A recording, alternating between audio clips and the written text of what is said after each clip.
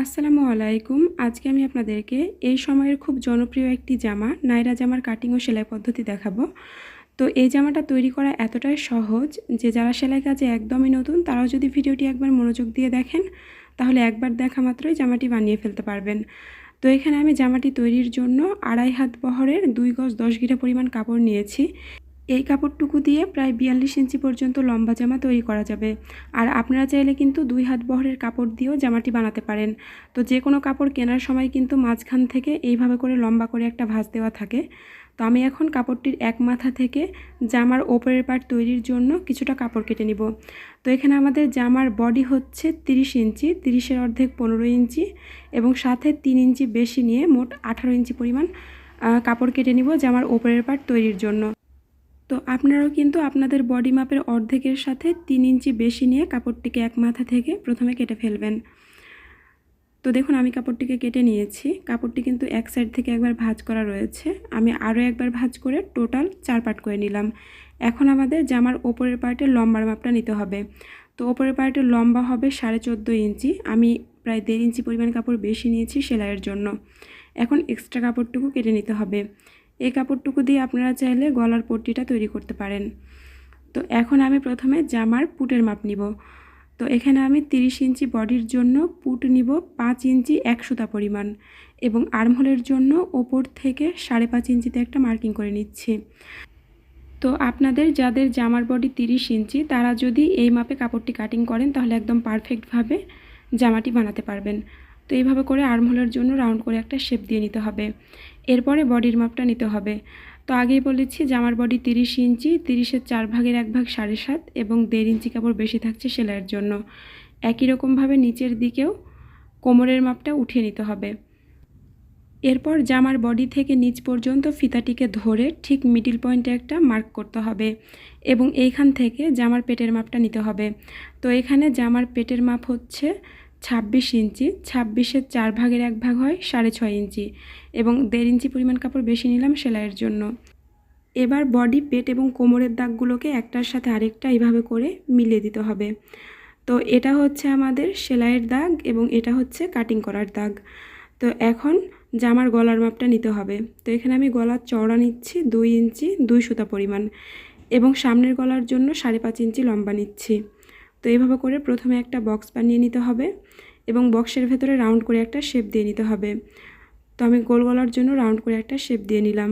একই রকমভাবে পেছন গলার লম্বা নিচ্ছি 4.5 ইঞ্চি পরিমাণ এবং পেছন গলাতেও রাউন্ড করে একটা শেপ দিয়ে নিচ্ছি। এরপর আর্মহোলের এইখানে ওপর থেকে 1/2 ইঞ্চি নিচে একটা মার্কিং করতে হবে এবং গলার সাথে দাগটিকে একটু ডাউন করে মিলিয়ে দিতে হবে। তো এখন আমি প্রথমে পেছন গলার মাপ অনুসারে পুরো কাপড়টিকে কেটে নিচ্ছি। জামার গলা যদি ছোট বড় হয় তাহলে কিন্তু অবশ্যই প্রথমে ছোট গলাটি কেটে ফেলতে হবে। তো এবার এই কোণা থেকে 1 ইঞ্চি ওপরে একটা মার্কিং করে রাউন্ড করে একটা শেপ দিয়ে নিতে হবে। তো এই কাপড়টুকু রাউন্ড করে নিলে জামার কোণা আর বের হয়ে থাকবে না। এখন ভেতর থেকে পেছন পার্টের কাপড়টিকে আলাদা করে সামনের পার্টের কাপড়টিকে ভালো করে ভাঁজ করে সামনের পার্টের গলাটা কেটে ফেলতে হবে। তো দেখুন আমাদের কিন্তু জামার ওপরের 2টা পার্ট বের হয়ে গিয়েছে। এখন বাকি কাপড় থেকে জামার নিচের পার্টের কাপড়টা কাটিং করতে হবে।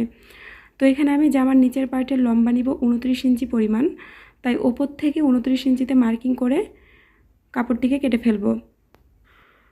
আর এখানে কিন্তু জামাটা তৈরির পর টোটাল লম্বাটা হবে 41 ইঞ্চি পরিমাণ, অর্থাৎ ওপরের পার্ট এবং নিচের পার্ট মিলিয়ে মোট লম্বাটা 41 ইঞ্চি হবে। একই রকমভাবে কিন্তু আবারও ওপর থেকে 29 ইঞ্চিতে মার্কিং করে অন্য পার্টের জন্য আরও একটি কাপড় কেটে নিতে হবে। তো দেখুন আমাদের কিন্তু জামার নিচের অংশের 2টি কাপড়ই বের হয়ে গিয়েছে। এই কাপড়টি কিন্তু ওপরের পার্টের কাপড়ের সাথে কুচি দিয়ে জোড়া দিতে হবে। তো যখন আমি এটা সেলাই করব তখন আপনারা বিস্তারিতভাবে জানতে পারবেন। তো নিচের পার্টটা কাটিং করার পর এখন আমাদের বাকি কাপড় থেকে হাতাটা কাটিং করতে হবে। তো কাপড়টি একবার ভাঁজ করা ছিল, আমি আরও একবার কাপড়টিকে ভাঁজ করে টোটাল 4 পার্ট করে নিব। তো যেহেতু আমার এতটা পরিমাণ কাপড় লাগবে না তাই আমি এখানে একটু কম করে কাপড়টিকে ভাঁজ করেছি। আমি এক সাইড থেকে প্রায় 7 ইঞ্চি পরিমাণ কাপড় ভাঁজ করে নিচ্ছি, কারণ আমরা কিন্তু আর্মহোলের লম্বা নিয়েছিলাম 5.5 ইঞ্চি এবং 1.5 ইঞ্চি বেশি নিয়ে 7 ইঞ্চি পরিমাণ কাপড় ভাঁজ করেছি। যেহেতু এটা 2.5 হাত বহরের কাপড় তাই সাইড থেকে কিছু পরিমাণ কাপড় বেঁচে গিয়েছে। তো এখন আমাদের হাতার শেপ দেওয়ার জন্য কাপড়টির ওপর থেকে প্রথমে 2.5 ইঞ্চি নিচে একটা মার্কিং করতে হবে এবং এইখানে সোজা করে একটা দাগ কেটে নিতে হবে। এরপরে কাপড়টির ওপরের মিডিল পয়েন্টে একটা মার্ক করতে হবে এবং এইখান থেকে এই দাগ পর্যন্ত বাঁকা করে একটা শেপ দিয়ে নিতে হবে। এরপরে হাতার লম্বার মাপটা নিতে হবে। তো এখানে কাপড়টির লম্বা 16 ইঞ্চি রয়েছে, আমি পুরো কাপড়টি হাতার লম্বা হিসাবে রেখে দিচ্ছি। এরপর মুহুরির মাপটা এইভাবে করে উঠিয়ে নিতে হবে। এখন মুহুরির বাইরের দাগটি আর্মহোলের সাথে এইভাবে করে মিলিয়ে দিয়ে দাগ অনুসারে কাপড়টি কেটে ফেলতে হবে, তাহলেই কিন্তু একসাথে দুইটি হাতা বের হয়ে যাবে। তো দেখুন আমাদের কিন্তু একই সাথে দুটি হাতা বের হয়ে গিয়েছে। এখন আমরা এক্সট্রা কাপড় থেকে গলার পট্টির কাপড়টা কাটিং করব। এই জন্য কাপড়টিকে প্রথমে এক সাইড থেকে এইভাবে করে ভাঁজ করে নিতে হবে এবং যে কোনো একটা পার্ট নিয়ে কাপড়টিকে এইভাবে করে প্রথমে ভালো করে একবার ভাঁজ করে নিতে হবে। এরপরে দুটি কাপড়ের বন্ধ সাইড এইভাবে করে একসাথে মিলিয়ে রাখতে হবে। অবশ্যই কিন্তু কাপড় দুটির বন্ধ সাইড যেন একই দিকে থাকে সে বিষয়টি খেয়াল রাখতে হবে। এখন জামার গলার মাপটা নিচের কাপড়ের ওপর এইভাবে করে উঠিয়ে নিতে হবে। এবার এই দাগ থেকে 2 ইঞ্চি বাইরের দিকে মার্ক করতে হবে এবং এই দাগগুলোকে একসাথে মিলিয়ে দিয়ে দাগ অনুসারে কাপড়টি কেটে ফেলতে হবে, তাহলেই কিন্তু খুব সহজেই গলার পট্টির কাপড়টা বের হয়ে যাবে। তো একই রকমভাবে কিন্তু অন্য গলার পট্টির কাপড়টিকেও বের করতে হবে। তো দেখুন আমি একইভাবে অপর গলার পট্টির কাপড়টিও বের করে নিচ্ছি। দেখুন আমাদের কিন্তু দুটি গলারই পট্টির কাপড় বের করা কমপ্লিট হয়ে গিয়েছে। এখন আমি আপনাদেরকে জামার গলাটি সেলাই করে দেখাবো। তো এর জন্য প্রথমে পট্টির কাপড়টিকে উল্টো করে রেখে পট্টির কাপড়টিকে উল্টো দিকে এইভাবে করে ভাঁজ করে সেলাই করে নিতে হবে। তো এইভাবে করে আপনারা পুরো কাপড়টিকে উল্টো দিকে ভাঁজ করে সেলাই করে নেবেন। দেখুন সেলাইটি করা হয়ে গিয়েছে। এখন আমাদের জামার কাপড়টিকে সোজা করে রাখতে হবে এবং এর ওপর পট্টির কাপড়টিকে উল্টো করে রাখতে হবে। এরপর কাপড় দুটিকে একসাথে ভালো করে মিলিয়ে ধরে সেলাই করে নিতে হবে। তো আপনারা অবশ্যই কাপড় দুটিকে সমানভাবে মিলিয়ে ধরে তারপরে সেলাইটি করে নেবেন। তো দেখুন সেলাইটি করা কমপ্লিট হয়ে গিয়েছে।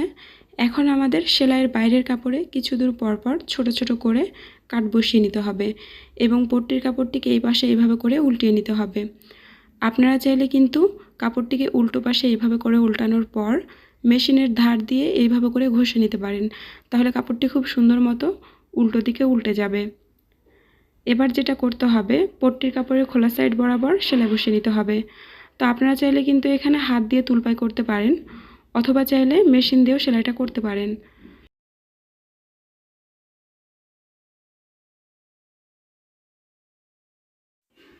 দেখুন পুরো কাপড়টি সেলাই করা কমপ্লিট হয়ে গিয়েছে। একই রকমভাবে কিন্তু অন্য গলার কাপড়টিকেও সেলাই করে নিতে হবে। তো এখন আমি জামার ওপরের পার্টের সাথে নিচের পার্টের কাপড়টি কুচি দিয়ে জোড়া দিব।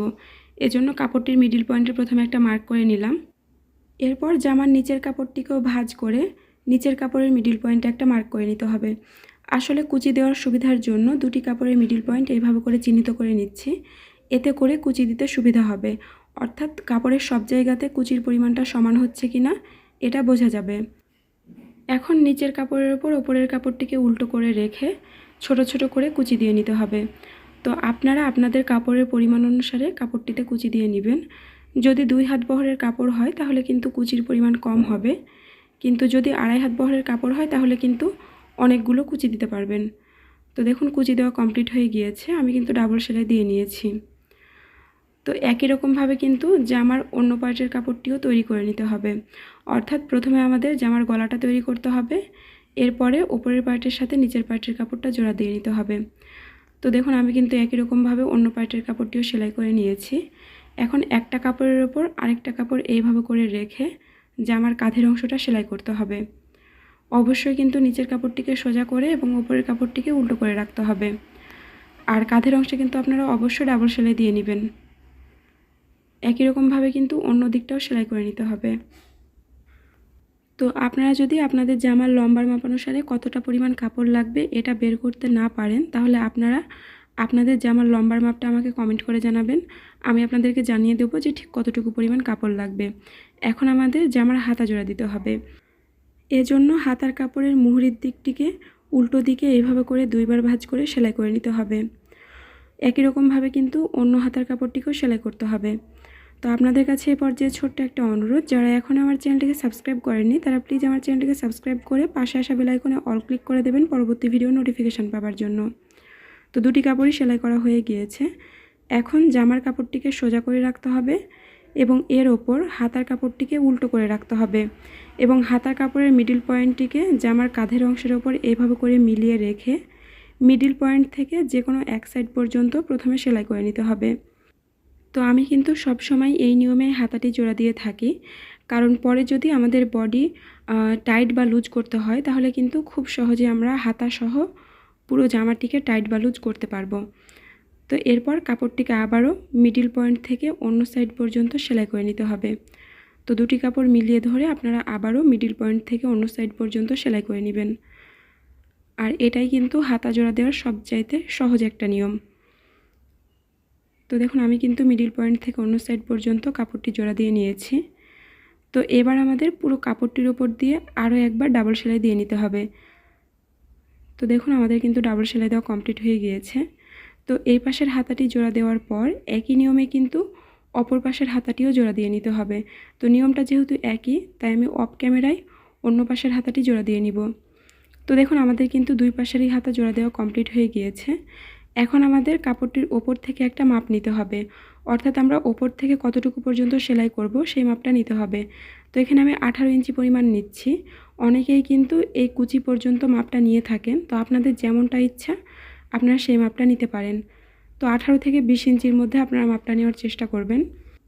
এখন আমাদের হাতা থেকে ওই দাগ পর্যন্ত সেলাই করে নিতে হবে। তো এইভাবে করে প্রথমে আপনারা চাইলে একটা দাগ কেটে নিতে পারেন, একই রকমভাবে অন্য দিকটাও সেলাই করে নিতে হবে। তো এখন আমি জামার হাতা থেকে 18 ইঞ্চির দাগ পর্যন্ত সেলাই করে নিচ্ছি।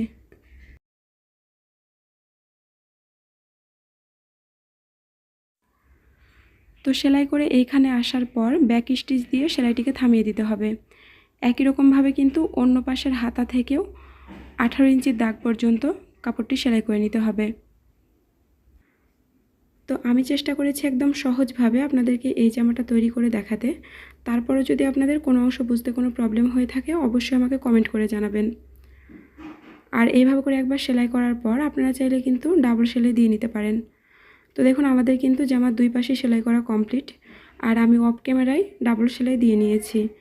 এখন আমাদের জামার এই ফাড়াটা সেলাই করতে হবে, অর্থাৎ নিচের দিকের এই সাইড ফাড়াটি সেলাই করতে হবে।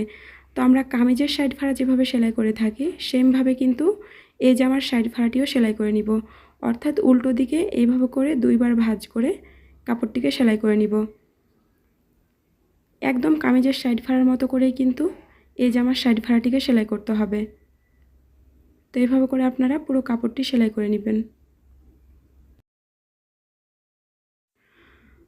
তো নিচের দিক থেকে সেলাই করে এই পর্যন্ত আসার পর নিচের এই সেলাই থেকে প্রায় হাফ ইঞ্চি বা 1.5 ইঞ্চি পরিমাণ ওপরে একটা মার্ক করতে হবে এবং এই দাগ পর্যন্ত কাপড়টিকে ভাঁজ করে সেলাই করতে হবে। আবারও বলছি, আমরা কামিজের সাইড ফাড়াটিকে যেভাবে সেলাই করে থাকি ঠিক সেইভাবে কিন্তু এখানে সাইড ফাড়াটি সেলাই করে নিচ্ছি। তো এই দাগের কাছে এসে সেলাইটিকে থামিয়ে দিতে হবে। এরপর কাপড়টিকে এইভাবে করে ঘুরিয়ে নিতে হবে এবং এই পাশ থেকেও কাপড়টিকে সমানভাবে ভাঁজ করে সেলাই করে নিতে হবে। তো আমার এই চ্যানেলে কিন্তু ছোট বাচ্চাদের এবং বড়দের বিভিন্ন ডিজাইনের জামা তৈরির আরও অনেকগুলো ভিডিও রয়েছে। আপনারা চাইলে কিন্তু আমার চ্যানেলটি ভিজিট করে দেখতে পারেন এবং আপনাদের পছন্দ মতো জামার ডিজাইনটি তৈরি করতে পারেন। তো দেখুন এই পাশের সাইড ফাড়াটি সেলাই করা কমপ্লিট হয়ে গিয়েছে। ঠিক একই রকমভাবে কিন্তু অন্য পাশের সাইড ফাড়াটিও সেলাই করতে হবে। তো নিয়মটা যেহেতু একই, তাই আমি অফ ক্যামেরায় অন্য পাশের সাইড ফাড়াটি সেলাই করে নিব। তো দেখুন আমি কিন্তু অফ ক্যামেরায় অন্য পাশের সাইড ফাড়াটিও সেলাই করে নিয়েছি। তো দুই পাশ সেলাই করার পর এখন আমরা জামার যে কোনো একদিকের সাইড ফাড়ায় একটা লটকন ঝুলিয়ে দেব। তো এরকম একটা ডিজাইনার লটকন আপনারা তৈরি করতে পারেন।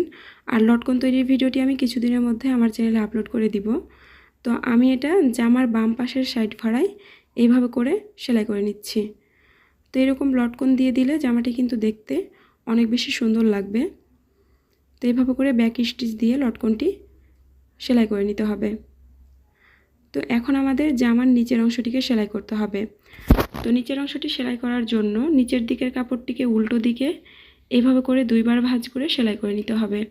আপনারা চাইলে নিচের অংশটি সেলাই করার আগে জামার মোট লম্বার মাপটা মেপে দেখতে পারেন এবং সেই অনুসারে কাপড়টিকে ভাঁজ করে তারপরে সেলাই করতে পারেন। তো এভাবে করে পুরো কাপড়টিকে সেলাই করে নিচ্ছি। একই রকমভাবে কিন্তু অন্য দিকের নিচের অংশটিকেও সেলাই করে নিতে হবে। তো নিয়মটা যেহেতু একই, তাই আমি অফ ক্যামেরায় অন্য পাশের নিচের অংশটি সেলাই করে নিব। তো দেখুন আমাদের কিন্তু পুরো জামাটি তৈরি করা কমপ্লিট হয়ে গিয়েছে। আশা করছি ভিডিওটি ভালো লেগেছে। ভালো লাগলে প্লিজ একটা লাইক দেবেন। সবাই ভালো থাকবেন।